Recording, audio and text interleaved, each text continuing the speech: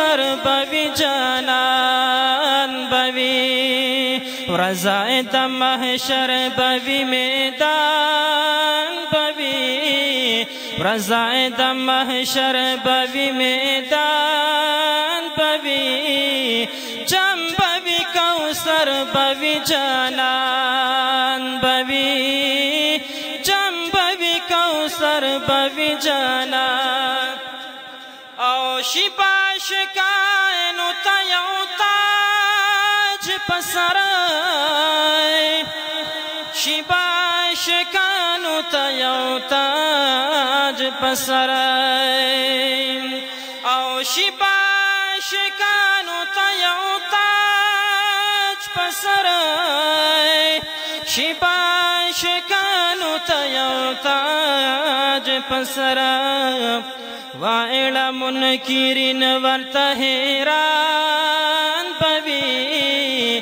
وائلہ منکرین ورطہ حیران بوی جم بوی کوثر بوی جانان بوی جم بوی کوثر بوی جانان پا مسجد او مدرسہ انوار القرآن جنیدیہ ترنا فارم کی دستربندی او د محفل میلاد یو پرروحه پروګرام منعقد شو.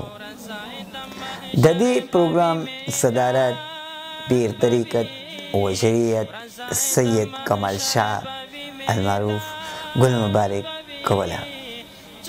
په دې پروګرام کې د علماو مشایخو ګڼ تعداد شریک وو.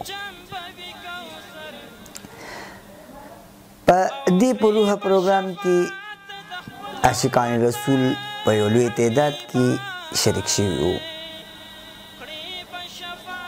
مولانا قاری حسن المآب راغلي مېلمنو ته په خیر راغی ووی او د علماو مشایخ او د حاضرینو په لوی تعداد په راتګ باندې د هغوی شکریه ادا کړه. ثناخان رسول نبی علیه الصلاة والسلام ته د عقیدت ګلونه وړاندې کړل. ژوندې لوڼه ښخېدلې ورته ناستو خلک غلي. دویمه جمله ویم سبحان الله چې جانان راغی دنیا ته لوی مقام اوس موندلې چې جانان راغی دنیا ته لوی مقام اوس موندلې. علماء په خپل خطاب کې د حضور پاک صلی الله علیه و آله وسلم په ژوند باندې رڼا واچوله او د نبی علیه الصلاة والسلام سیرت بیان کړو او کامیاب شوي طالبانو ته مبارکباد یې ورکړو. عقد زوجیت کې راله درېم ارمان دې څه دی؟ درېم ارمان مې دا دی سر بچي او درېم مال.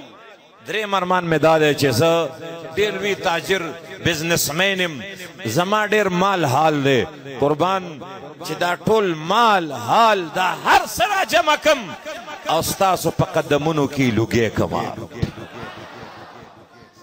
دا د صدیق اکبر عقیده ده وی چې دا مال حال ستا په قدمونو کې قربان کم او داسې وخت راشي چې د مکې معظمې چونکې سردار دی ابوبکر صدیق د قریشو چې د قریشو د سردار محبوبه داسې وخت راشي چې د بوجۍ صادرې والی وي او د بوجۍ نه لنګ والی وي د ګدر نه او په د بټنو په ځای مې په کمیس کې ازغي ورکړي وي او دا ټوله دنیا ګوري او ستا دربار ته را روان یم.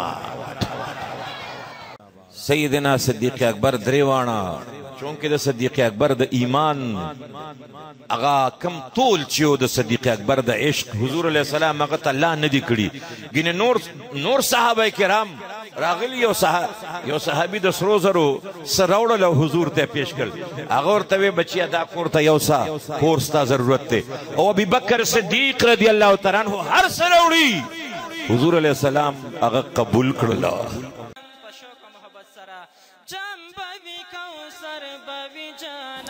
د پروګرام په اخره کې ګل مبارک د ملک قوم د خوشحالۍ او ترقۍ او د قاری حسن المآب د لوی ژوند لپاره خصوصي دعا وکړه. په دې موقع د عید میلاد النبی په خوشحالۍ کې یو جلوس د زبرګ استاد جومات نه راووتو. د دې جلوس مشري د ډاک باباجي جانشین پیر طریقت شریعت حافظ سید حسین القادری صاحب کوله. جلوس د کلي د مختلف پلارو تیر شو او واپس د زبرګ استاد په جومات باندې اختتام پذیر شو. د جلوس لارې په ښایسته ډول باندې سجو شوې وې. د جلوس په لاره سبیل او د لنګر انتظام هم شوی و. نعمت سبحان، چمکني ټي وي، ترنا فارم.